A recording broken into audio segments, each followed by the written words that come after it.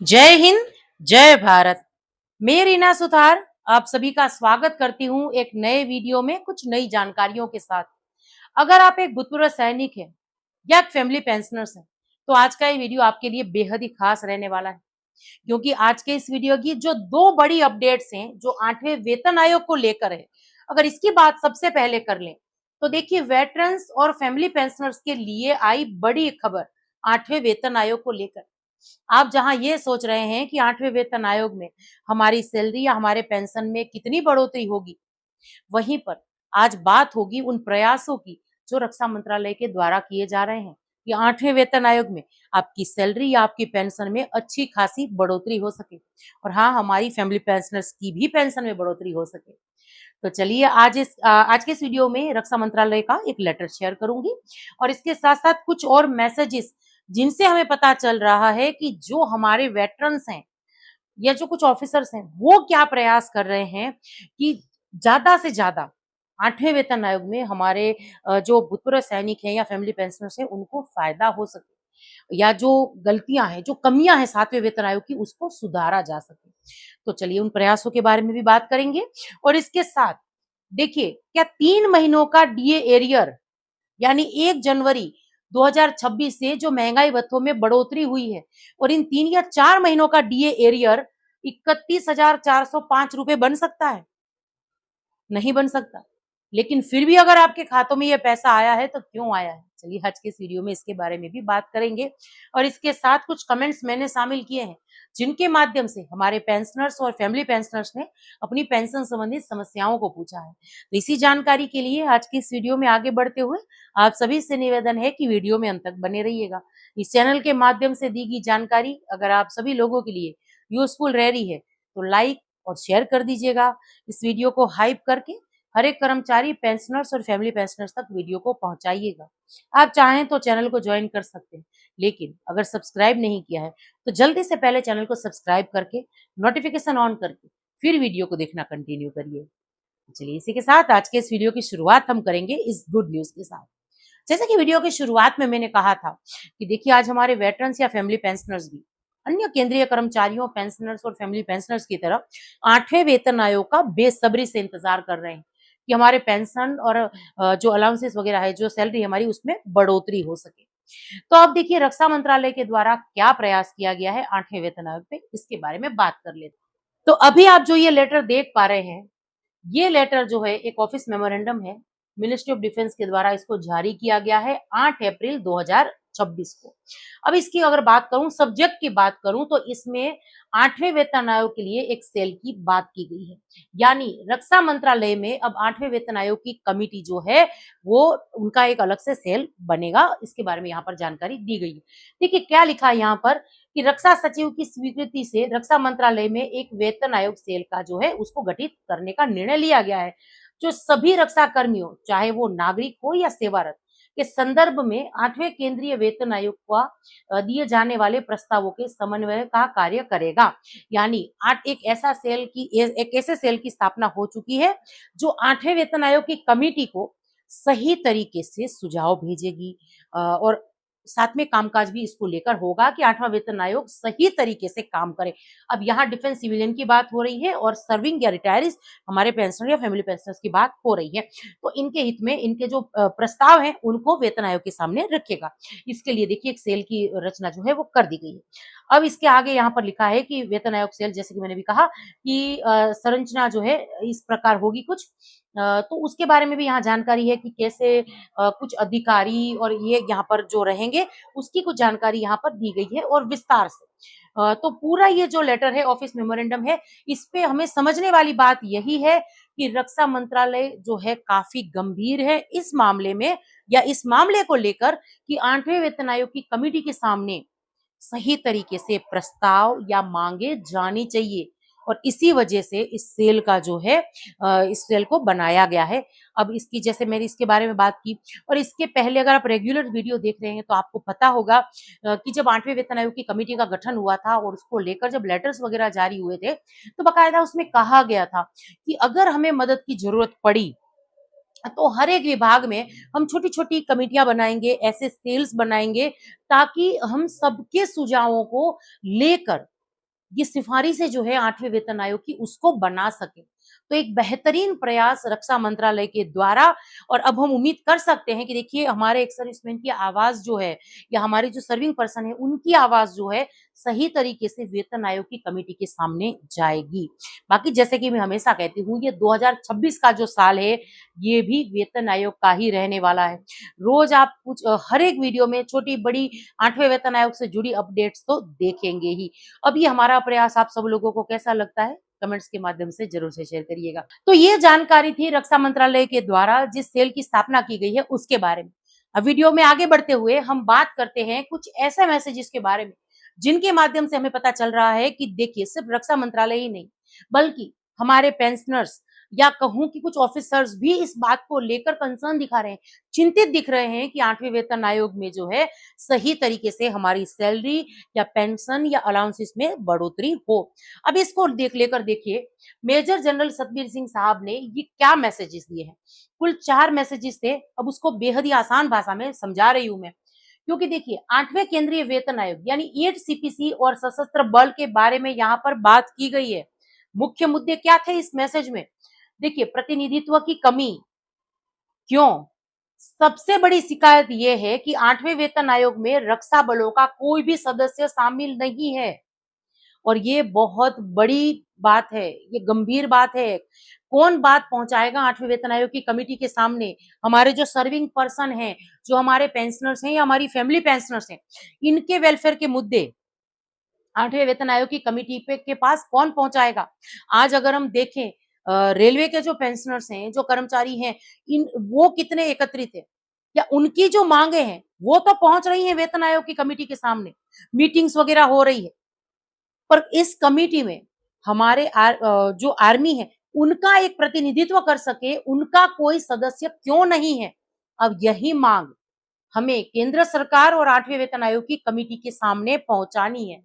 अब इसको लेकर देखिए तर्क क्या दिया गया है कि सैन्य सेवा की शर्तें, जैसे कि कठिन पोस्टिंग और जोखिम सामान्य सिविलियन और नौकरियों से बिल्कुल अलग होती है। इसीलिए आयोग में किसी ऐसे व्यक्ति का होना जरूरी है जो इन बारीकियों को समझाता हो। जब आप मांग करते हैं कि एमएसपी इक्वल होनी चाहिए या अलाउंसेस में, अदर अलाउंसेस में बढ़ोतरी होनी चाहिए या हमारी पेंशन में सही तरीके से बढ़ोतरी होनी चाहिए, आप कोई भी मांग जब रखते हैं, आप कमेंट्स भी करते हैं कई बार इसको लेकर, लेकिन क्या आपने कभी ये सोचा है कि सिर्फ कमेंट्स करने से या वीडियो में बात करने से ये मांगे वेतन आयोग की कमेटी के सामने या केंद्र सरकार के सामने नहीं जाएगी? अगर सही मायनों में इसको लेकर सुधार चाहिए, तो वेतन आयोग की कमेटी में जो है हमारा एक सदस्य होना चाहिए। और इसी तरीके से जो फेडरेशन ऑफ वेटरन्स एसोसिएशन जो लगातार ये मांग कर रहा है कि यहाँ पर ओआरएस और जेसीओस का प्रतिनिधित्व कर सके, ऐसा बंदा होना चाहिए 8वें वेतन आयोग की कमेटी में। और इसी मांग को आपको और हमको सबको 8वें वेतन आयोग की कमेटी के सामने पहुंचाना है। इसके लिए आपको क्या करना है? 8वें वेतन आयोग की जो वेबसाइट है उस पर जाकर इस मांग को पुरजोश से उठा। चलिए आगे यहाँ पर क्या लिखा है कि अलग वेतन आयोग की मांग, देखिए बहुत बड़ी मांग है ये, इसके बारे में भी यहाँ लिखा है कि इस ट्वीट में ये सुझाव दिया गया है कि रक्षा बलों के लिए एक अलग वेतन आयोग, एक सेपरेट वेतन आयोग यानी सेपरेट सीपीसी होना चाहिए, ताकि उनके वेतन और भत्तों का निर्धारण उनकी विशेष सेवा शर्तों के आधार पर हो सके।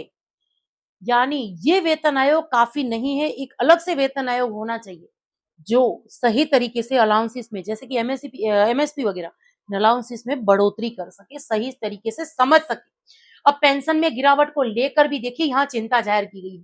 जनरल सतबीर सिंह ने बताया कि पहले यानी सेकेंड सीपीसी तक पेंशन का अंतर 2.45 था, जिसे 8 सीपीसी तक बिना किसी ठोस तर्क के घटाकर 1.1 कर दिया गया। सशस्त्र बलों का मानना है कि ये उनके साथ अन्याय है और उनके स्टेटस को लगातार कम किया जा रहा है। अब तीनों सेना प्रमुखों की इसको लेकर अपील क्या है? ये मुद्दा केवल पूर्व सैनिकों का नहीं है। तीनों सेना प्रमुखों जैसे आर्मी, एयरफोर्स और नेवी ने संयुक्त रूप से सरकार से इस पर विचार करने का अनुरोध किया है। उन्होंने प्रधानमंत्री और रक्षा मंत्री जी से मांग की है कि या तो 8वें वेतन आयोग में एक सैन्य सदस्य शामिल किया जाए या सशस्त्र बलों के लिए अलग से व्यवस्था हो सके।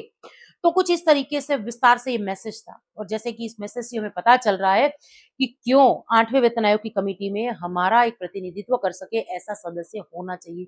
आज जब ये मांग उठी है, ये बात उठी है, तो आने वाले दिनों में इस बात को लेकर भी कार्रवाई जरूर से होगी, काम जरूर से होगा। उस अपडेट का हमें इंतजार करना चाहिए। चलिए, इसी के साथ वीडियो में आगे बढ़ते हुए जैसे कि वीडियो की शुरुआत के टॉपिक में मैंने कहा था कि हमारे एक पेंशनर्स को उनके खातों में देखिए एरियर कितना आया है, 31,405 रुपए। उन्होंने बैंक से, हालांकि इनकी पेंशन आ रही है, उन्होंने मुझे फोन कर कर कहा कि मैम 31,405 रुपए का मुझे एरियर पैसा आया है अतिरिक्त मेरे खातों में पेंशन को छोड़कर। तो क्या ये डीए का एरियर डीआर का एरियर होगा? अब आप खुद समझ सकते हैं कि महंगाई भत्तों का एरियर जो सिर्फ 3 या 4 महीनों का बना है, ये इतना ज्यादा तो कभी भी नहीं हो सकता। हाँ, ये अलग बात है कि 18 महीनों का डीएडीआर का एरियर होता तो वो रकम इसके आसपास ही होती। लेकिन अभी तक केंद्र सरकार ने इसको लेकर कुछ भी सहमति जाहिर नहीं की है। तो अब ये पैसा किस चीज का है? अब इस बात को लेकर न उनको पता है, न हम जानकारी दे पाएंगे। एक काम हो सकता है ऐसे मामलों में, या आप बैंक पे जाकर विजिट करिए, या फिर वो काम करिए जो मैं लगातार अपने वीडियो में कह रही हूँ, यानी बैंक से पेंशन स्लिप मांगिए। ये क्यों जरूरी हो जाती है? जब कोई भी ऐसा पैसा आपके खातों में क्रेडिट होता है, ये किस बात का पैसा क्रेडिट हुआ है, ये आपको कैसे पता चलेगा? बैंक की तरफ से इसका सही विवरण आपको मिलना चाहिए, ईमेल के माध्यम से, मैसेज के माध्यम से, व्हाट्सएप के माध्यम से। केंद्र सरकार का यही कहना है। तो यही वजह है कि मैं हमेशा ये कहती हूँ कि पेंशन स्लिप जरूर से मांगिए, चाहे आपकी पेंशन बैंक से ही क्यों नहीं आ रही है। बैंक आपको मना नहीं कर सकता है। इसको लेकर केंद्र सरकार का लेटर भी है, अगर आप चाहें तो व्हाट्सएप के माध्यम से ले सकते हैं। चलिए, इसी के साथ वीडियो में आगे बढ़ते हुए कुछ कमेंट्स देख लेते हैं। एक लिख रहे हैं, देखिए पीएमआर हमारे एक वेटरन्स का ये मैसेज है। आज के इस वीडियो में मैं इसको शामिल कर रही हूँ क्योंकि इन्होंने एक बहुत बड़ी बात की है इस मैसेज में। ये लिख रहे हैं कि मैम, अगर पीएमआर के केस में ये पॉइंट भी जोड़ दिया जाए तो ये पीएमआर केस को और मजबूत हो जाए कर देगा। जैसे कि आप हम सभी सैनिक ये जानते हैं, आप और हम सभी ये जानते हैं कि जब भी पीएमआर को ओआरओपी के दायरे से बाहर रखने का कोई लेटर्स वगैरह सरकार ने जारी किया, तो वो सरकार तक ही जो है रहा। आर्मी हेडक्वार्टर्स में जो मतलब आगे इनका कहने का मतलब आगे ही पूरा मैसेज जो मैं समझा देती हूँ। इन्होंने ये लिखा कि जब रिटायरमेंट होकर हम आए तो हमें ये पता ही नहीं था कि हमें ओआरओपी लागू नहीं होगी। और ये नहीं, ऐसे बहुत सारे पेंशनर्स हैं 2017 में आए हैं, 18 में आए हैं, 20 में आए हैं, उनको ये पता ही नहीं था कि वो जब पीएमआर जा रहे हैं तो उनको ओआरओपी लागू नहीं है। अगर पता होता तो वो अपनी कलर सर्विस पूरी करके रिटायर होते, सर्विस मतलब पीएमआर नहीं आते। और ये एक बहुत बड़ी बात है। जब आने वाले दिनों में, अब आज ये मैसेज भी आप जब मैं पढ़ रही हूँ, और हमारे जो एडवोकेट सर हैं जो पीएमआर केस बहुत सारे अभी एफटी में जो लगे हैं तो उन्हीं के अंडर में भी हैं, तो वो भी इस मामले में मैं उनसे जरूर से इसके बारे में बात करूंगी कि ये पॉइंट्स भी इसमें शामिल होना चाहिए कि पेंशनर्स को ये पता ही नहीं था कि वो पीएमआर जा रहे हैं तो उनको ओआरओपी मिलेगी नहीं। अगर पता होता तो वो पीएमआर आते ही नहीं। तो जब ये लेटर, यानी अगर आप ये कह रहे हैं कि 2015 से हम नहीं देंगे ओआरओपी, और आप ये कह कब रहे हैं, ये लेटर कब जारी कर रहे हैं, 2019 में। तो ये बहुत बड़ी गलती है और इस बारे में जरूर से ध्यान दोहराया जाएगा। चलिए आगे मैं अगला कमेंट ले लेती हूँ।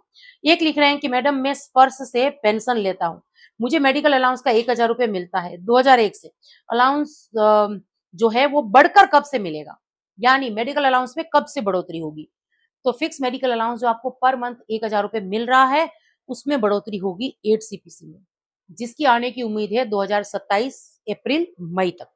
तब तक इसके तहत 8वें वेतन आयोग के तहत बढ़ी हुई पेंशन जो है या सैलरी हमारे खातों में आ जाएगी। तो 8वें वेतन आयोग की जो सिफारिशें हैं वो कम से कम अगर मैं कहूँ तो 3000 तक जो है फिक्स मेडिकल अलाउंस रखने की कोशिश कर सकती है। और ऐसा हम क्यों कह रहे हैं?